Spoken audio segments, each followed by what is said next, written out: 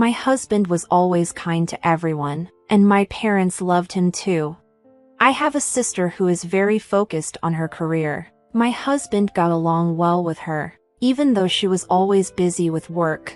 But recently, his job got much busier. He started coming home late and working on his days off. It seemed like he was in charge of a team and couldn't stop checking his phone because he needed to stay in touch with them. Looking back, people might have thought something was off, but I didn't suspect anything. I was just worried about my husband's health. My sister, who lived alone, needed to move because of her new job and wanted to buy furniture for her new place. I planned to take her shopping in my car, but on that Saturday, my boss called me in for work. It was the only day off my sister had. As I tried to figure out what to do, I remembered that my husband was off work that day. Even though he had been very busy, I decided to ask him if he could help. He agreed to help out and said, "It might be a bit awkward with your sister, but it's fine. My car is in the shop, so can I use yours?" I was thankful for his help and went to my office to handle the issue. It was the first time my husband and sister were out alone together, so I wondered how they were doing and if they had found the right furniture. After finishing up at work, it was dark, and I pulled out my phone to arrange a dinner with my husband and sister. That's when I got a call from an unknown number. "Hello, am I speaking to John's family?" It was a stranger. "Yes, I'm his wife. This is the police. Your husband has been in an accident." A police officer called to tell me that my husband's car had crashed and both he and a woman passenger were unconscious. I don't remember much about what I did after that, but I rushed to the hospital. I gave my name to the emergency receptionist and was taken to the ICU. Through the glass, I saw my husband hooked up to tubes and covered in bandages. I was very worried about him. My mother came from far away, and we spent a tense night together. The police then gave us details about the accident. They said John was driving on a clear road when another car ran a red light and hit him. The other driver was also badly hurt and was in the same hospital. The driver claimed that John's car seemed to be acting oddly before the crash, and the police were looking into whether my husband might have fallen asleep while driving. A few days later, my husband and sister woke up, and the doctors ran some tests. My mother and I were told that while they wouldn't die, they would likely have some disabilities. Even so, we were relieved they were alive and hoped they'd improve with rehab. We didn't tell them about the possible disabilities and focused on keeping their spirits up. My mother looked after my sister, and I took care of my husband. At first, my husband was in shock and felt unwell. He worried about the trouble he caused for me, my mother, and my sister. Over time, though, he began to change. Frustrated by his leg that wasn't working properly, the hospital treatments, and having to quit his job, he became increasingly irritable and couldn't manage his frustration. I kept visiting the hospital because I wanted to support my husband and understood how he was feeling. One day, a police detective came by and told me he found out something about the accident. It turned out that the brake oil in my car had leaked, which might have caused the car to act up before the crash.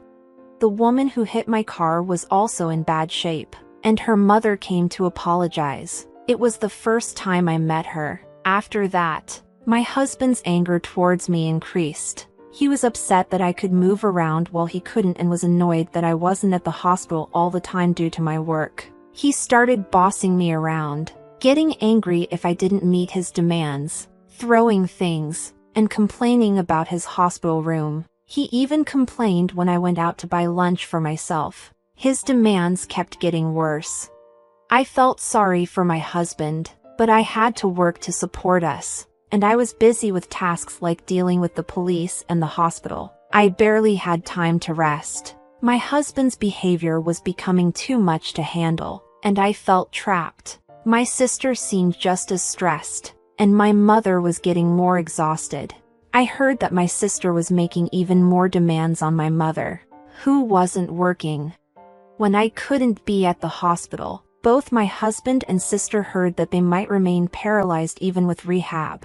My sister then said, I heard your car was leaking brake oil. You were supposed to maintain your car. Because of this, I can't work or recover, and Mom is upset. Your husband is in a bad state too. You're responsible for taking care of us for the rest of your life. My sister blamed me so harshly that I was shocked. I called my mother, who told me that my sister had been struggling mentally for a long time and that she was too tired to visit the hospital. Still worried about my husband, I went to the hospital and found him with my sister in the common room, which was nearly empty because visiting hours were almost over. My husband glared at me and said, if you had taken the car for inspection, none of this would have happened. I've been married to my kind husband for 3 years, and we live together happily. We were very close and hoped to have children someday, but then something unexpected happened. My sister added, you're the reason we're in this situation. The insurance will cover it, but you'll have to take care of us for the rest of your life. Don't forget that. Hearing this, I felt something snap inside me. Since when have you become so close to my sister? What do you mean? I asked. You don't visit often, and your mom told your sister she could stay for a while. Since neither of us can leave or walk, why shouldn't we talk to your husband? It felt like my husband and sister were teaming up against me.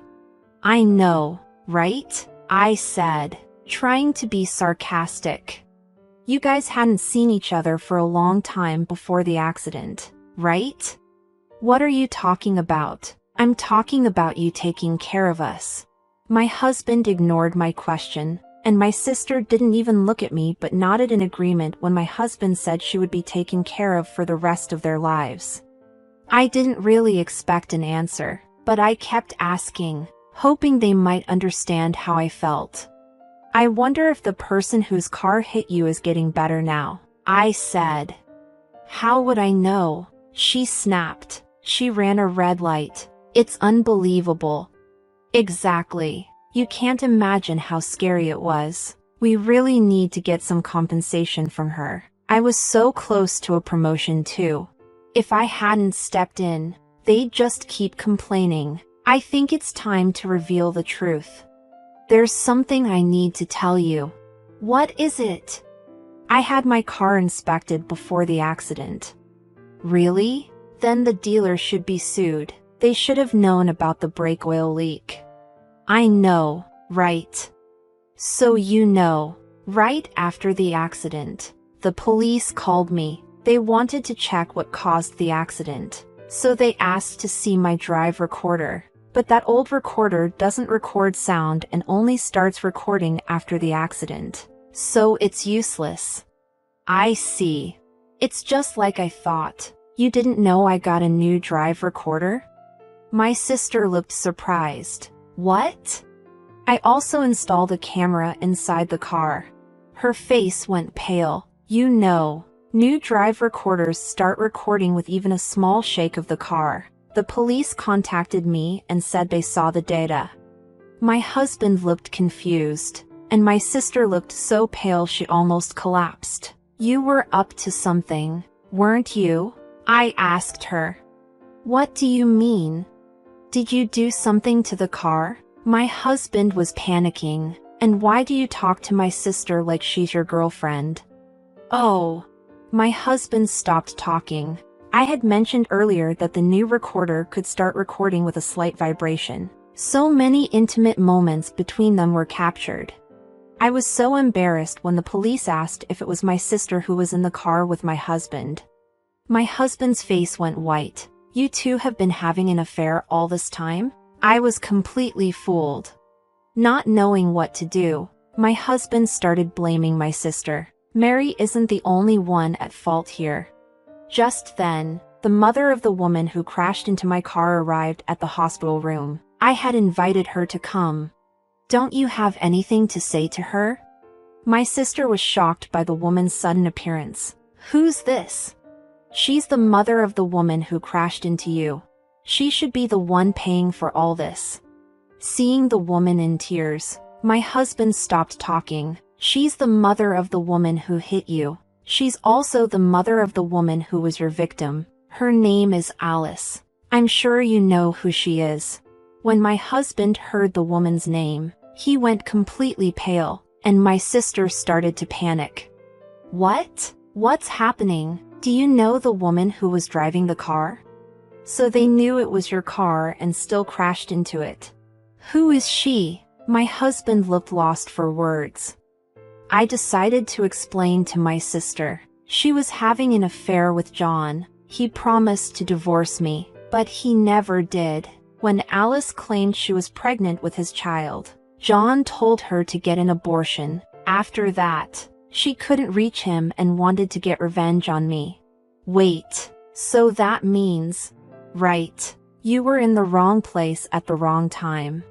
"I can't believe I let this ruin my life," my sister said, groaning.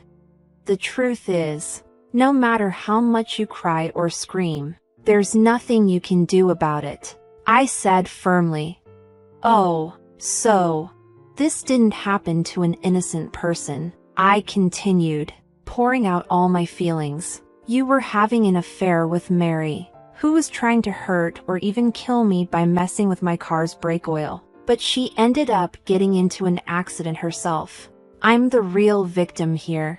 I would have tried to work things out if you had apologized and told me the truth while you were in the hospital. But you never showed any remorse. Instead, you treated me badly. Remember how we signed divorce papers right after we got married? I never thought I'd use them, but I filed them today. We're officially divorced. Goodbye." After saying everything I needed to, I left the quiet, dark hospital feeling relieved to have finally expressed my anger. My mother, however, was deeply shocked by the truth. She was upset not only by my sister's betrayal but also by the burden of having to care for her disabled daughter alone. Even though I had cut ties with John and Mary, I couldn't leave my mother to handle everything by herself. So, I spoke with the person responsible for the accident, apologized, and asked her to provide compensation to my sister to help ease my mother's burden. 2 years have passed since then. My husband and I are divorced, and I'm living alone. Our divorce surprised my coworkers since John and I were seen as a close couple. Afterward, many men started approaching me for advice. I thought it was just a phase where divorced women seem more appealing to men. But I still had my ex-husband in my mind and couldn't bring myself to date anyone. Instead, I focused on my career. I studied hard for a certification exam and joined an online business school that I could attend after work. I never thought I'd be interested in something like this when I was married, and I never envied my sister's career. But here I am, aiming for a career myself. Life is strange, I thought. Meanwhile, my ex-husband moved back in with his parents but is seen as a burden by them. His relatives blame him for his bad behavior and how he treated me. I hear he's struggling mentally, acting violently, and causing a lot of trouble for those around him. My sister also moved back in with our parents but ended up mentally ill and self-centered. My exhausted mother used my sister's savings and the accident compensation to put her in a care home. She asked me about it first, and I didn't have any objections, so I told her to do what she thought was best. If I hadn't realized what was happening at that time, I might have been stuck taking care of both of them forever. I never wanted that. I passed the certification exam I was aiming for and moved to a department where I could use my skills. I got close to the teacher from the online business school, and we're about to get married. He's not just kind to everyone but very kind to me. When I come home late from work, he comes home early to cook dinner for us. I cherish this small happiness, and I look forward to coming home to him.